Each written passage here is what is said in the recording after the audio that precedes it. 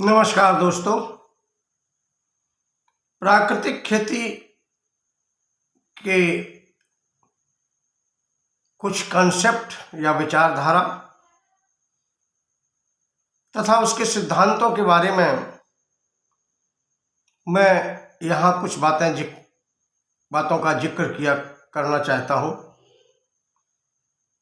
दोस्तों, आईपीएम के क्रियान्वयन के लगभग 44 वर्षों के अनुभव के दौरान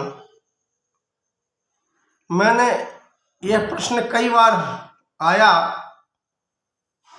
कि क्या भारत में बिना पेस्टिसाइड के या बिना केमिकल पेस्टिसाइड्स के खेती की जा सकती है। उस वक्त भी मैंने यही कहा था कि अगर इच्छा शक्ति हो तो बिना रसायनों के खेती की जा सकती है। और आज जब कुछ जागरूक किसानों एवं कुछ विद्वानों ने यह सिद्ध करके दिखा दिया है कि बिना रसायनों के खेती की जा सकती है और बिना रसायनों के द्वारा की गई इसी खेती को, जिसमें बाहर से कुछ भी इनपुट डालने की जरूरत नहीं पड़ती है, तथा यह खेती संपूर्ण रूप से प्रकृति में चल रही वनस्पति संरक्षण एवं वनस्पति उत्पादन, फसल उत्पादन या फसल रक्षा की पद्धति के अनुसार काम कर रही है। इस पद्धति में या यह पद्धति, इसी पद्धति को हम जीरो बजट पर आधारित प्राकृतिक खेती कहते हैं, क्योंकि जीरो बजट का अर्थ यह है कि इनमें बाजार से लेकर के कोई भी चीज नहीं डालते, अतः बाजार का खर्चा जीरो हो जाता है।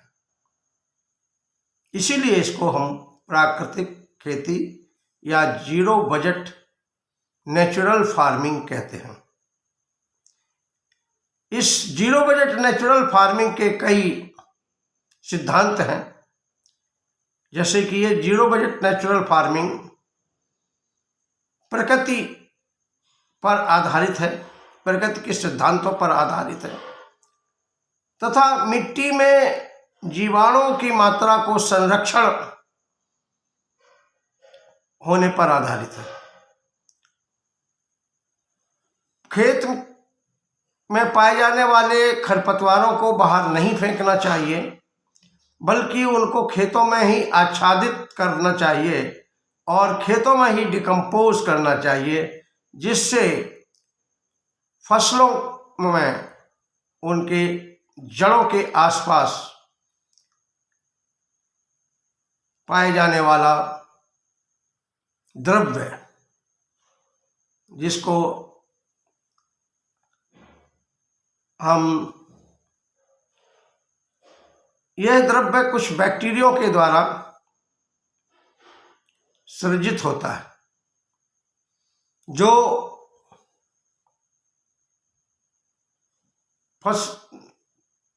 भूमि में पाए जाने वाले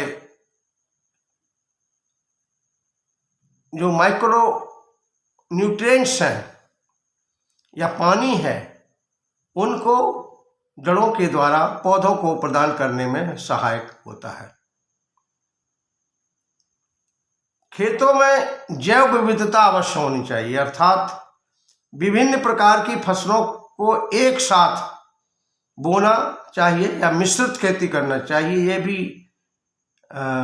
एक प्रकार का प्राकृतिक खेती का एक सिद्धांत है। फसल चक्र में समय समय पर बदलाव करना चाहिए, अर्थात खेत में कोई ना कोई फसल अवश्य रहनी चाहिए, जिससे खेत की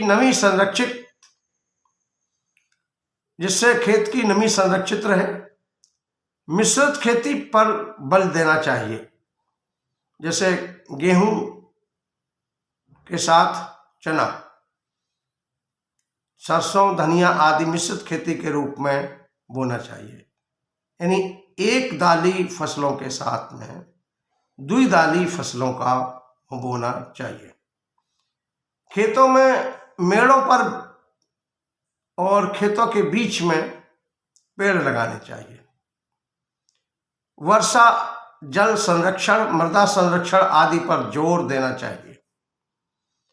धान, गन्ना जैसी फसलों को नालियों में बोना चाहिए जिससे नमी बनी रहे और फसलों के खेतों में अनावश्यक जल भराव रोकना चाहिए।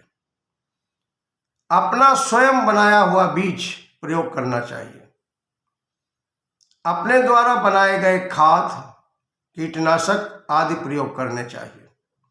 बाहरी संसाधनों, कीटनाशकों आदि का प्रयोग नहीं करना चाहिए। खेती के साथ साथ पशुपालन पर भी जोर देना चाहिए। मिट्टी को ह्यूमस, सूक्ष्म जीवों तथा सूक्ष्म तत्वों से समृद्ध करना चाहिए।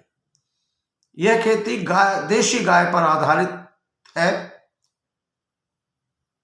और देशी गाय के गोबर तथा मूत्र से विभिन्न प्रकार के नेचुरल फार्मिंग इनपुट बनाए जाते हैं जिनका प्रयोग करने से बाहर से खरीदने की, किसी भी इनपुट के बाहर से खरीदने की जरूरत नहीं है और इनमें होने वाला सारा खर्चा बच जाता है। भूमि के नीचे तथा ऊपर के एग्रो इकोसिस्टम को सक्रिय रखें, उसका संरक्षण करें। प्राकृतिक खेती के लिए बताई गई विधियों के द्वारा बनाए गए कीटनाशकों, फफूंदीनाशक तथा न्यूट्रिएंट्स युक्त पदार्थों को आईपीएम हेतु भी प्रयोग किया जाता है या प्रयोग किया जा सकता है। या यूं कहना चाहिए कि प्राकृतिक खेती के द्वारा बताई गई सभी विधियां आईपीएम में उपयोग की जा सकती हैं। प्राकृतिक खेती अपनाई जाने वाली विधियों से फसल पारिस्थितिक तंत्र में पाए जाने वाले सभी लाभदायक जीवों का संरक्षण किया जाता है। प्राकृतिक खेती में बाजार से कोई भी इनपुट लाकर प्रयोग नहीं किया जाता है, अतः प्राकृतिक खेती में फसल उत्पादन लागत लगभग शून्य होती है और इसीलिए इसको जीरो बजट आधारित प्राकृतिक खेती कहते हैं। प्राकृतिक खेती में रसायनों का उपयोग नहीं किया जाता। यह इस वजह से फसलों में हानिकारक जीवों की संख्या बहुत कम रहती है, क्योंकि ऐसा अनुभव किया गया है कि जिन खेतों में रसायनों का उपयोग किया गया उन खेतों में हानिकारक जीवों की संख्या अधिक रहती है। रसायन खेती करने से प्राकृतिक संतुलन, यहां तक कि ब्रह्मांड से जमीन का संतुलन कई बार बिगड़ जाता है, परंतु नेचुरल फार्मिंग करने से, प्राकृतिक फार्मिंग करने से यह संतुलन कायम रहता है। प्राकृतिक खेती में फसल उत्पादन लागत कम होने की वजह से या शून्य होने की वजह से वैश्विक मार्केट में प्राकृतिक खेती से बने हुए उत्पाद की मांग बढ़ रही है। कृषकों की आय इससे कृषकों की आय बढ़ाई जा सकती है तथा इस खेती से रसायनों के उपयोग न होने की वजह से किसानों की खाने की दृष्टि से ये उत्पाद बड़े सुरक्षित रहते हैं और किसानों के द्वारा केमिकल फार्मिंग में होने वाली आत्महत्याएं जैसी घटनाएं इस खेती में नहीं होती।